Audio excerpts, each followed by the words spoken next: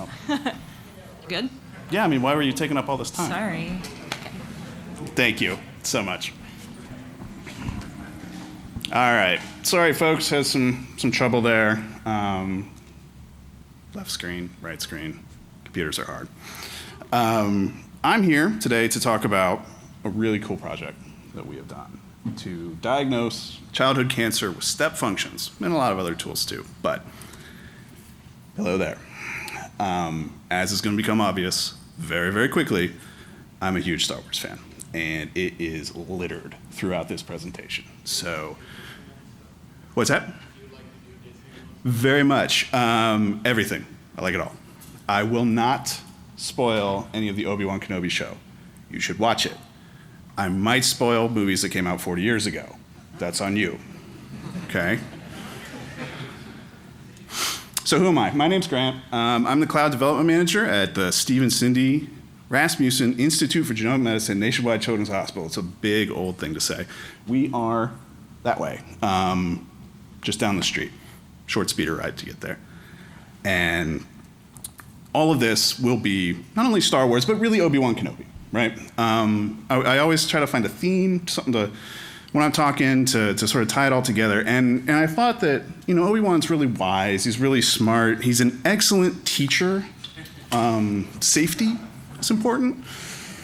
Safety is important to what we do. And he's always willing to lend a hand to people. And so I get to do right here, and so I'm surrounded by scientists, doctors, every day, and they use words I don't understand. I'm just a humble engineer, okay? And finally, I get to do the talk I've always wanted to do. I get to talk genomics for developers, my people, okay? This is amazing to me. So genomics is the study of the human genome, DNA, all that kind of business. I'm gonna explain it using programmer language, programmer tools. I'm going to talk a little bit about the project we're going to do, and then we're going to really talk about step functions and all the stuff there. So this is a slide that Dr. Wilson, so he's in charge of the Institute of Genomic Medicine, likes to use. He's like, the top binary code. And then underneath it, that's genomics. It's the ACTs and Gs, the nucleotides. And he's like, they're the same thing. And I'm like, but I don't want to sell him that directly because he pays for everything. So what it really is it's more like this. So we have DNA, right? We're going back to the 8th grade here, folks. So we have DNA, which turns into RNA, and then RNA turns into protein. Now, it's hard to find a clip art of protein, so that's a turkey instead. Go with it. So what that means is that DNA is the source code, the stuff we put in Git, the stuff we write, okay?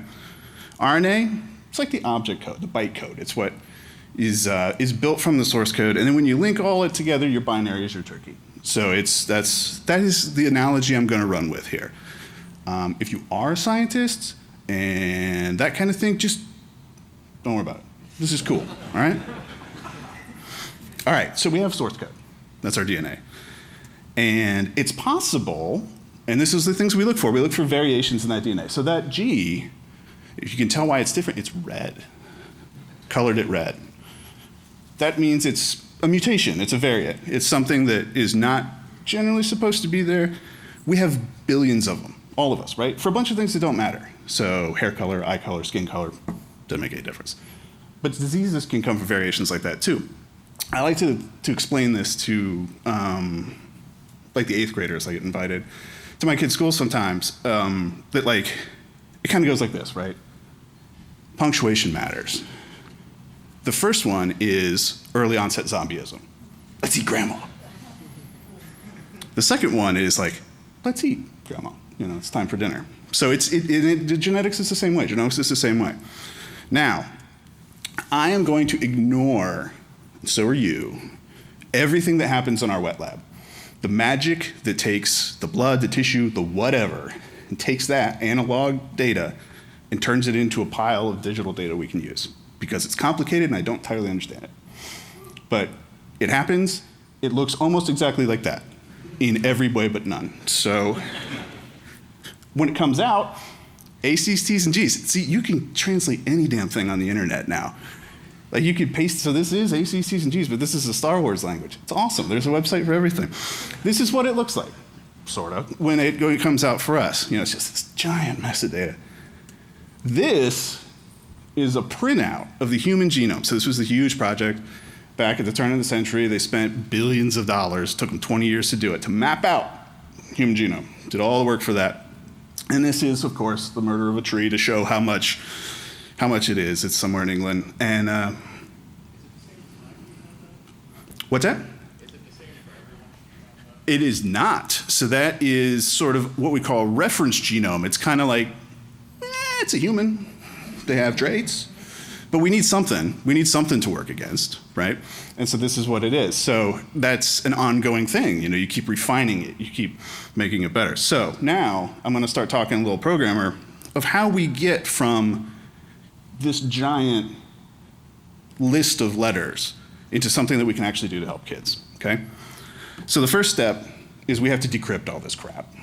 So when they put the samples on a sequencer, it comes off, it's this giant pile of data. Like, I'm totally desensitized now to file sizes, terabytes, gigabytes, petabytes. It doesn't make any difference to me.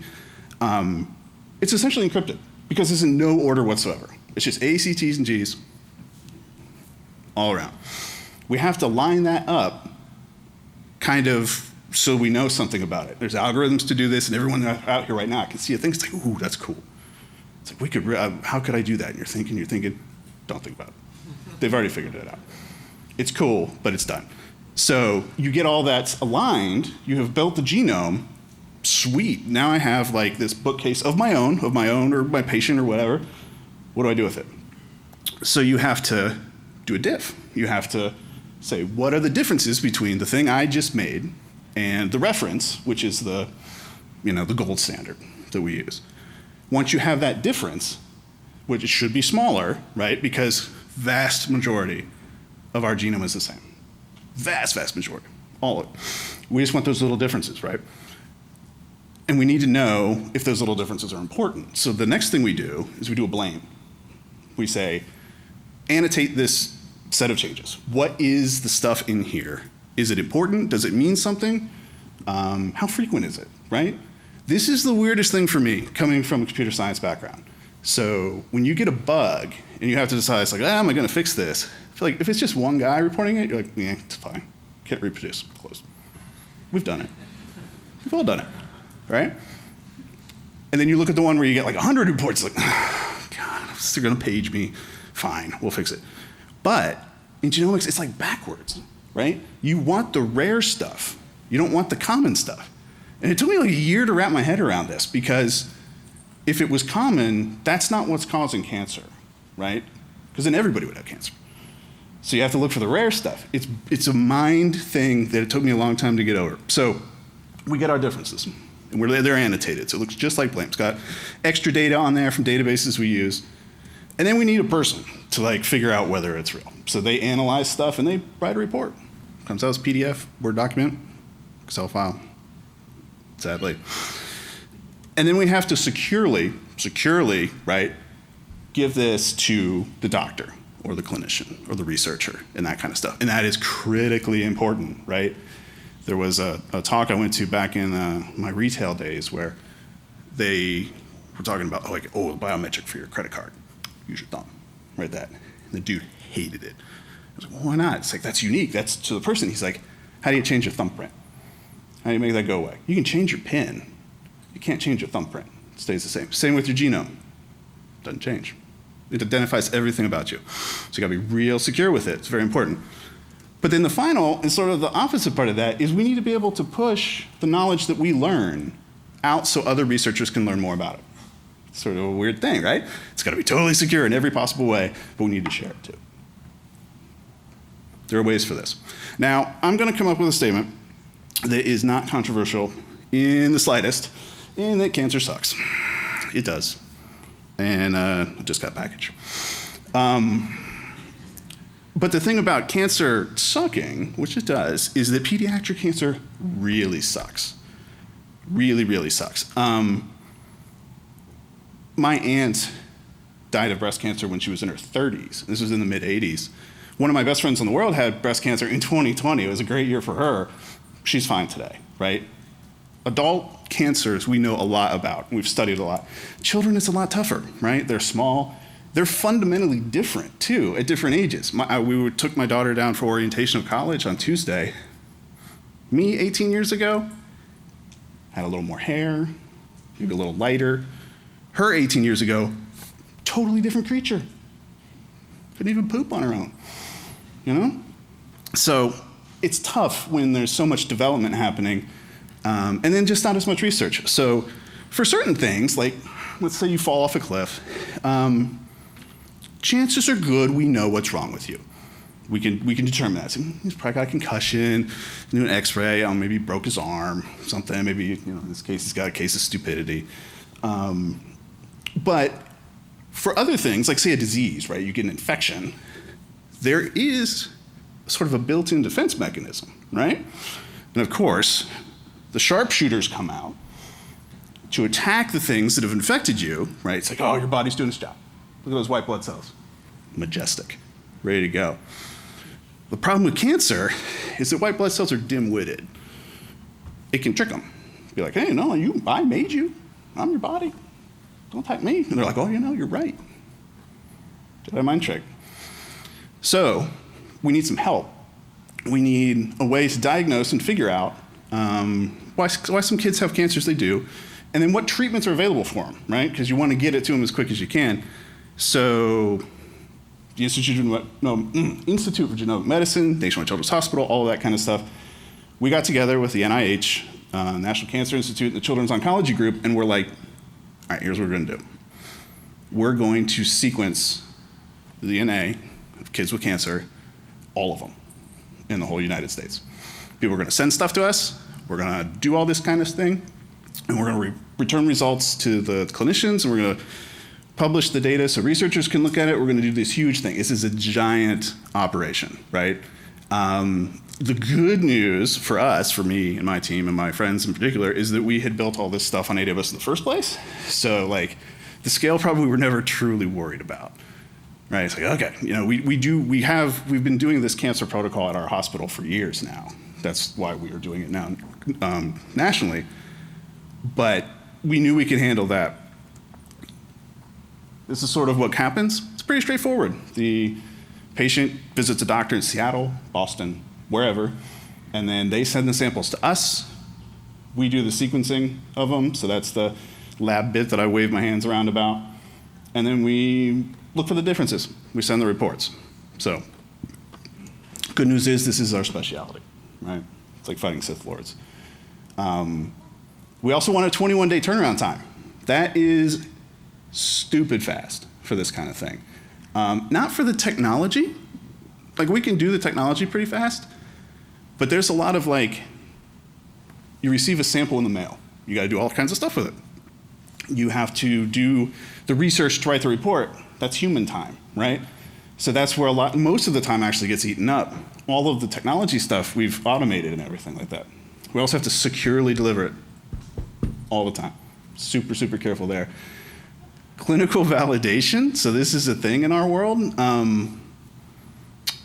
Hospitals and places follow under different rules than a lot of the software in the world. They have to make sure that what they are doing is absolutely correct, right? This is like space program kind of thing. You don't want to lose your Mars lander and that kind of stuff. But we also want to be flexible. We also want to be able to add things to it. So again, two things that are working against each other, but something that we can do. We have ways to do this. All right. One other thing. So I talked about diffing the reference, right? Cancer, though, we can be a little more clever. So instead of the source code, we'll call it the normal source code. So that's like your normal genome, like just from your blood or from an unaffected tissue. And then what if we diff that against the tumor's DNA? This is great, right? Because those should be like lockstep, except for the bits that are bad, right? Because it's for the same DNA from the same people, but tumor's got DNA that's making it do wacky stuff, but the rest of you doesn't. That way, we can then have cancer results. We can then annotate and look at just the results that are from that tumor. This is very powerful for us, right? You have 3 billion of these nucleotides. That's a lot to look through. This cuts it down. All right, let's get to the actual stuff. So the very first step, before anything can happen, we've got to decrypt all this junk. We've got to build our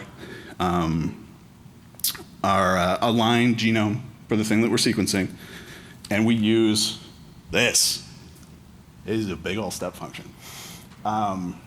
It might even be a little tough to read, but we call this Churchill. My boss is from England, so you can draw the line on how that happened, how we named it. And we're gonna zoom in a little bit. So this is doing lots and lots of different things. Zoom into that top left corner.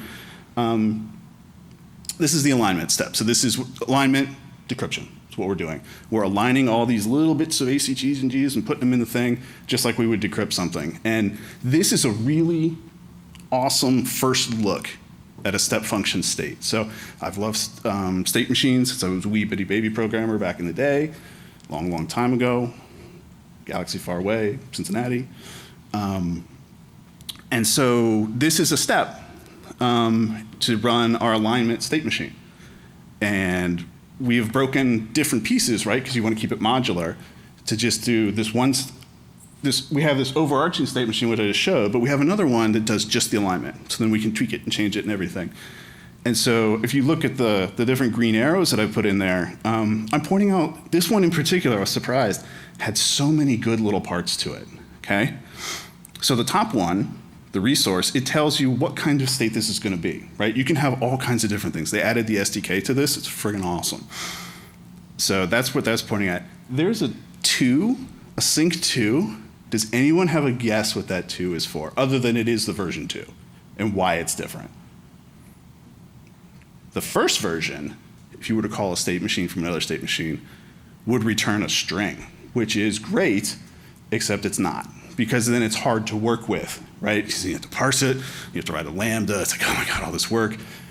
Version 2 just returns the JSON to you straight, right? This was like the #1 complaint we gave to the team. We were like, Flor's choking them. Give us this thing right. So that's what that is. The second arrow, that tells us where we want to put the results that come back from that state machine. In this case, we put a null because we don't care. If alignment fails, nothing's going to work. So we just toss it all out the window, throw an error, someone's going to have to look at it. And then there's that parameters section there in the middle. So that shows how you input the data to go into that new state machine, you know, the ARN for it, the input, you know, the alignment body that's got the guts of where the files are at and that kind of thing. And then that name, that states.format, that's what they call an intrinsic function. And it's kind of the closest thing you have to sort of string parsing and that kind of thing. It's actually much better at building. So if you have little tiny bits of string, you can build them into a bigger thing. So in this case, we're just giving it a unique name. And then at the bottom, it shows that we have a catch statement. And if anything goes wrong here, like I said, we don't care. Everything else is dead at this point. We just set fail to true, and away we go. Very powerful stuff. It is a little confusing. I've got the thing bookmarked still that talks all about the Amazon state language. I don't know if I'll ever truly just be able to type it like programming code, but it is powerful. So once alignment's done, we're given a BAM file. You don't need to care what that is. But it can do many different things. We can do many different things. We do QC on it. We do, we send an EventBridge event about it. It's like, oh, now we've got a BAM. EventBridge is also awesome. You should also use that. This is great, again, for the regulated stuff, because you can just send a message, and then if we want to add something later, some new functionality, we can write a completely separate step function application. We haven't touched the first one. Auditors, we didn't touch it. It's still good. So it's really good. The dotted arrow one, the red one, I'll get to that a little bit later. That's something new and cool we did just for this. And then on the far side, we get to variant calling. So this is where we do the diff, right? Things that are kind of the same, a little bit different. And of course, for there, we have a different state machine. And this one has some really cool features of the stuff to show too. I'm gonna scooch it to the left and point them out. So the first thing I want to show is a choice state. So this is where you can branch and move between different flows of the code. And really powerful, but easy to get overdone with, right? Because then you're just like, oh, I'll have a choice here, and I'll have a choice here, and I'll have a choice. And then you've essentially written a program that you could easily do in Python or whatever, but you've done it kind of in this complicated way. So if your choices are simple, fantastic, go for it. If it gets complicated, use a Lambda for that kind of thing. So in this case, we're just checking to see if it has a tumor sample. And then if it does, we run this specialized code on it. You'll also notice that this is all in the big, huge green box. This is a parallel. So you can run multiple things at the same time. It's well named for that. We're actually running the tumor sample on the right side. And then on the left side, we're running the normal sample. We got it. We may as well check and see if there's any predispositions to cancer or things in there. On this one, this shows that we're invoking a Lambda, the first arrow. And what that Lambda is doing is it's actually building a Docker command line command, which it will then use in the next one, which is an AWS batch job. So you can see in the batch job one, in the container override, so this uses 96 CPUs and like 750 gigs of memory all day, every day. You know, we use these massive amounts of compute for these algorithms, and we've Dockerized the traditional bioinformatics tools so that they run in batch and they can run with different settings and things as we want to do them. Super good, super powerful. And then on the other side, I wanted to point out we have a map state. So this is a for loop, right? You give it a list, maps over it, does things in parallel there. So we've got a parallel branch of things happening, and then in the parallel branch, if we have multiple samples, say, this is a little generic, you know, maybe it was we're doing mom and dad and the kiddo, right? So we have 3 of those we need to run. Those can all 3 run at the same time. There's no sense in waiting until one's done. They're independent of each other. They can all run at the same time. The final step is if everything goes green, doing our diff, variant calling, we can then send another event bridge event, say, okay, we've got this data, what needs to work on it? We have things listening for it. And then we can run QC on it, all that kind of stuff. Again, it's great for us to have all these things running in parallel, separate, because they're not waiting on each other, right? We want to get results out as quick as we can. There is a real kiddo at the end of all this. Next step is to blame, right? This is one of Obi-Wan's traits, and we have a different system for that. So I was just saying that we posted an event bridge message when like a VCF, a diff is done. We have a different step function that's just waiting for that, just sitting there, chilling. And when it sees this characteristics of the event bridge event, so in this case it would be on this particular bus, it's got the source of our reverse DNS thing there, it's a Churchill VCF event, and it's for one of these 2 projects, like a cancer project. Then it executes the Lambda. And it will only do it if all that stuff matches, which is awesome, right? Because we don't have to think about it, we don't have polling, we don't have that kind of stuff, it just does it. And so you're thinking, so we're gonna do that, it's gonna fire off another step function, right? That's why we're here. Not quite, no, we're gonna stuff that all in a queue. And you're like, well, okay, why are we doing this? Why are we doing that? Well, we wanna try to batch things together too, right? Because all this stuff does cost things. And for this blame step, we use EMR. And so we have to spin up an EMR cluster for it. They're getting to some EMR serviceless stuff now. We're kind of taking a look at that. We'll see where it comes out. But we don't want to spin up a cluster for each and every one of these things that come through, right? So we will do that once, like, we'll check every hour. I think it's a rate of 60 minutes. It'll check, it's like take some work off the queue, and then it'll do the blame, and then it'll move on to the next thing. So this is what that looks like. It pulls things off the queue, and then it spins up an EMR cluster, and this is just a mountain of parameters you can send. We've tweaked EMR 6 ways to Sunday to make sure that it runs quickly for the data we're using. It decorates the changes to it, and it saves it all off as Parquet file, an Excel file, and then some of the things that we're doing now is we're actually building UIs around it to make life easier for the scientists and things that are looking at it. This is an interesting example. You can see the first arrow, this is kind of pointing at a pathogenic, so this could be bad. Do we know it's bad for the kid? We don't know. But then at the bottom, we can see that we haven't seen this before, right? This gets back to my thing I said earlier. It's like we're looking for things that are rare. It's like that does make this interesting, right? Obi-Wan loses planets, It's like, no, it's not possible. We're looking for the rare event. So this could be a rare event. I don't know. I'm not sure if that one ended up. Analysis. So this is where you're looking for the midichlorian count, of little kids you find and things like that. So it's really going back to my dotted arrow. So CNV-LOH, so copy number variations. You get 2 copies of a gene. That's bad sometimes.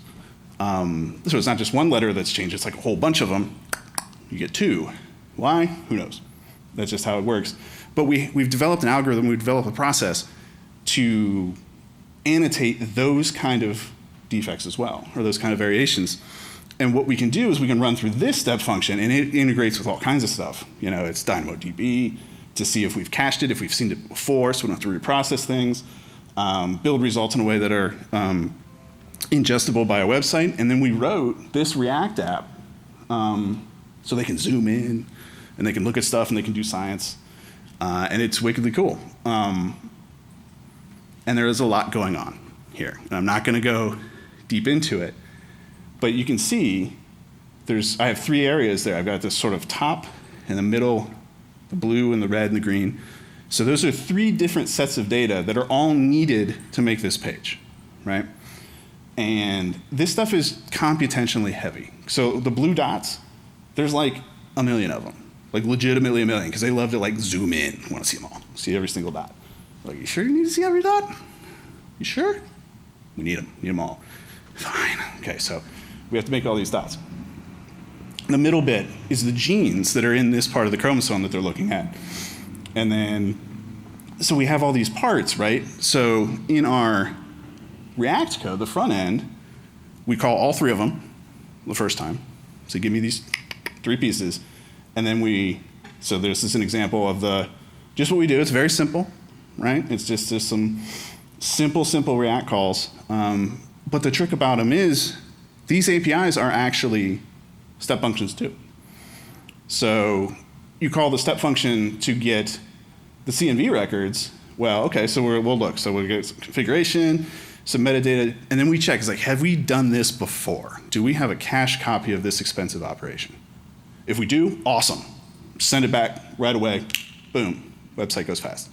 If they've futzed with it, if it's something difficult, if it's something we haven't seen, it's like, okay, we haven't done this. Go ahead and process it, cache it, and then return the results. And then the next time they come around looking at the same thing, we'll already have the results for them, right? And so we can use different really neat SDK integrations here to do that. So if we're checking for a file in S3, we don't need to write a Lambda for that. We can just say, look at the head object. So that's that blue one. It's like, oh, just look, does this object exist? And then we can do a little choice and be like, hey, does it have any size if it does exist? Hey, sweet, it's there. Perfect. We saved ourselves from having to write a Lambda to do that. We get the results back in React, and then we send all of that to say, give me the big old plot. So here's the data points, plot this sucker. And this is different, you can see, because the bottom arrow, we're actually getting the response as an execution arm. So we're not getting data back. We're said, hey, we've sent this request away. We're getting the arm of a step function that's running because that one could take a while. That one could be 11 seconds, 30 seconds. It just depends. It depends on the data. And that is truly annoying to wait for, right? If you just got a frozen up browser that's sitting there, and then it times out, and then you're like, and then did I cache the data?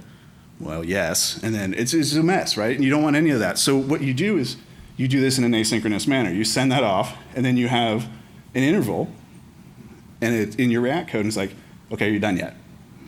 Are you done yet? And that is a special kind of step function called an express one. So this is the breakdown I typically use is this. If you're using a pipeline, use a standard step function. It's the ones I've had since the beginning. If you want like a web or an API, something that's quick and snappy, use an express one. And they have different performance characteristics. They have different pricing models. But honestly, the biggest single difference is you don't get the pretty graph with the express one. And that's what drives people crazy. You have to go into logs to look at things.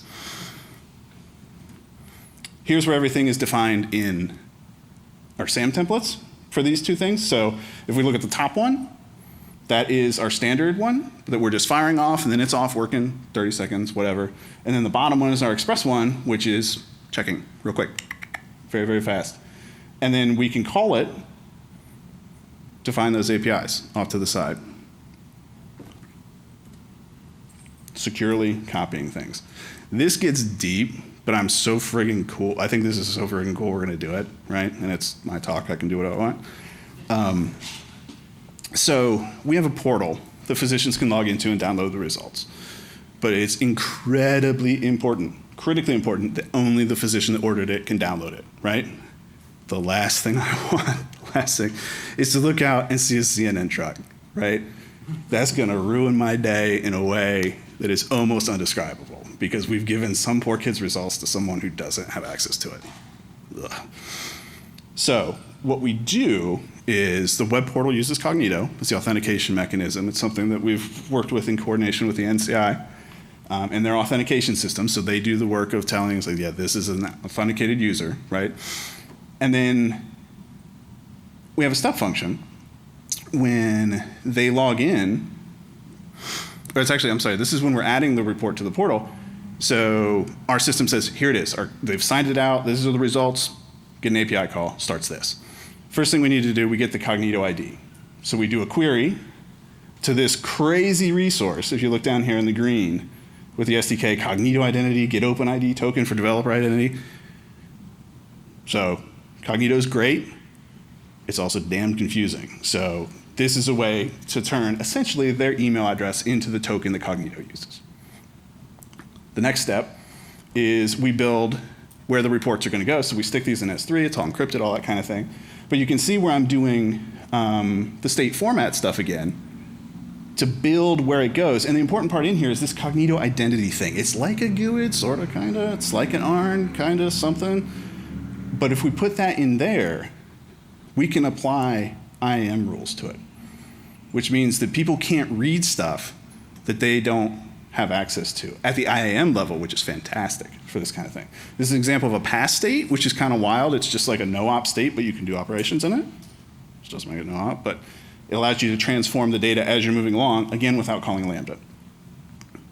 Third step, we copy the report to a secure bucket, right, with that path that we just made. Again, we can do S3 copies directly from here. Another Lambda we don't have to write, as you can see with the resource there. And then we can do the same thing with adding where that report is in Dynamo. So we have pointers to where it goes. And the primary key ends up being that Cognito identity in Dynamo. And then, of course, we're addicted to event bridge, so we put here. We send a post out that it's done. So this is the IAM for that. So this is actually two different policies. The top one is for Dynamo. And so it's saying for all values, string equals Dynamo leading keys. If that Cognito ID, that GUID, whatever thing it is, isn't the leading key on the primary key, it'll just throw 403. You won't be able to read it. Boom, you're done. I didn't have to add any of that security. It does it all for me, which is great because my security is bad. I'll just say true, pass, false, it's fine. And then we do the same thing with getObject to actually download the report, but it's based on the path there. So you can do, you have the Cognito identity in the path where we put, or the prefix, where we put the file. IAM will enforce the same thing. Super, super good. And then again, we post to EventBridge. Here's, I actually show you how to do it. I've been talking about it for ages, but you can just use events, put events, stick a thing on EventBridge. Now we can notify them, send an email, it's like, hey, your report's ready. I had to put force in there. Couldn't help myself. My son groaned when he looked at this kind of stuff. He's like, Dad. This is where we want to share our results. We want to share these results with researchers, okay? But we need to de-identify all this stuff because just like the CNN truck showing up if I gave someone a bad report, we don't want to send results to the research community at large and have kids' information all on it, like just asking to be fired. So we have a step function, unsurprisingly, for this, that takes every single kind of file we deal with, VCFs, BAMs, the reports, all of them, and it scrubs them. It goes through and it removes all the identifying information. It changes it out for sort of a USI. It's a standard ID for researchers that they use. And then we upload all that stuff to a bucket at the NCI. One of the cool things here is you can do API gateway calls in step functions. So we have a API that's set up. It's like, give me all the files for this order, top to bottom, so the researchers can look at them. And we can just call that directly, and it just gives us a list of files. So again, we've skipped a Lambda. I wish that it would take a DNS name here. It doesn't. You have to use the sort of wacky API gateway name, but I mean, I'm complaining about the tiniest of little things here, right? It's like if you would have given this to me 20 years ago, I would have cried. Like, this is fantastic. And then to upload the files, like these are big, right? Gigs and terabytes and stuff like that. So like using a Lambda is not going to work. We're going to run out of time. We're not going to have enough storage to do it. All that kind of thing. We also, when we're uploading it, we have to keep track of an MD5 or a SHA-1 hash of it. S3 will do that for us, right?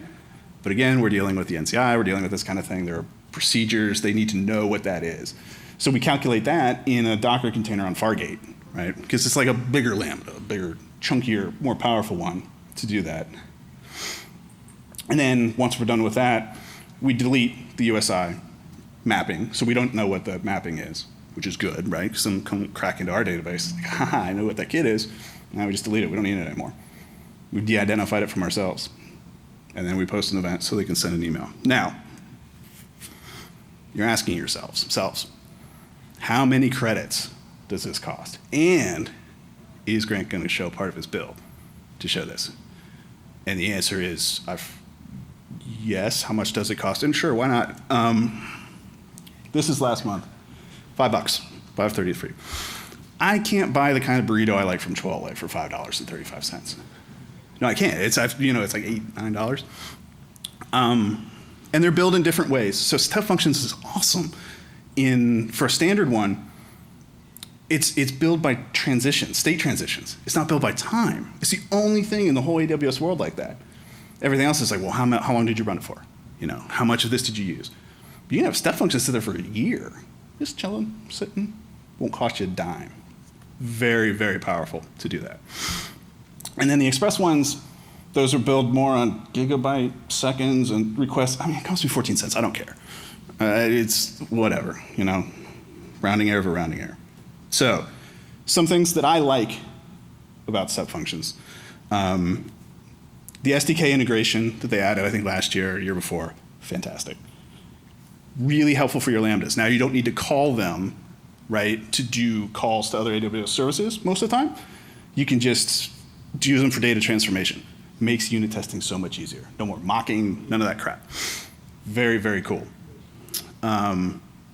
Being able to share the workflow diagram. Now, I would have never thought about this, but like all the green and the things I've been showing, I can show that to a scientist or a doctor and they can figure out what's going on, right? I'm not like scrawling on a whiteboard and doing all that kind of thing. Since I work from home, that's really, really handy. So we've done that a lot. It's sort of a sneaky feature I had no idea was there. The billing model, I've talked about that. The Express for web APIs, standard pipelines, yep. Intrinsic functions, and the error handling and retries. So again, real talk, we're all developers here. Do you have retries, on all your stuff? Do you have jitters? If something happens that you weren't expecting, no, you don't. We don't do that. We log in, we run it again. We restart Tomcat. We do all that kind of stuff. So this is built in. Fantastic. I don't want to do any of that anyway. So if a Lambda fails, it'll just do it again, Or if a write to Dynamo doesn't fail, it'll do it again. You can, if it fails like a bunch of times, and then you're like, well, it's okay, something's wrong here, but you're not getting paged at night, which is really the goal of all programming. So there are a few things that I don't really like, and this is the nittiest of nitpicks that we're doing at this point. It returns from an API call, if you go straight to a step function, it returns metadata about the step function run. So like the execution ARN and all that kind of thing. Leaky abstraction, again, you can live with this kind of thing, but I don't love it, right? Because it has data that your API or that your caller doesn't need, your website doesn't need. String manipulation and parsing, it's a slippery slope, right? Where you ask the step function team, it's like, oh, could you add, a string parse? And then they've got to add code to what happens if that parse doesn't work and what all this kind of thing. And just write a Lambda for that. Just do that. It's so much easier. The input-output processing, I talked about that before. Keep a link to the docs. There's just no other way around that. I talked a little bit about the temptation bit.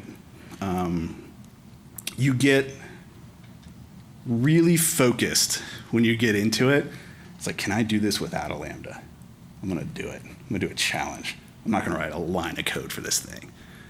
And then it's like 5 hours later, and you're like, you're an idiot. Why did you do that? And then I wish the Invoke took the custom names. So we're super proud of this software. It's the coolest thing I've ever worked on, by far. And it's helping the kiddos, right? And it's fun. It's nice to do that. So kind of in closing, everybody go and learn something new today. There's lots of cool talks. Come say hi, especially during happy hour. I'll be around. And then of course, the way you have to end all this stuff is may the force be with you. So, thanks.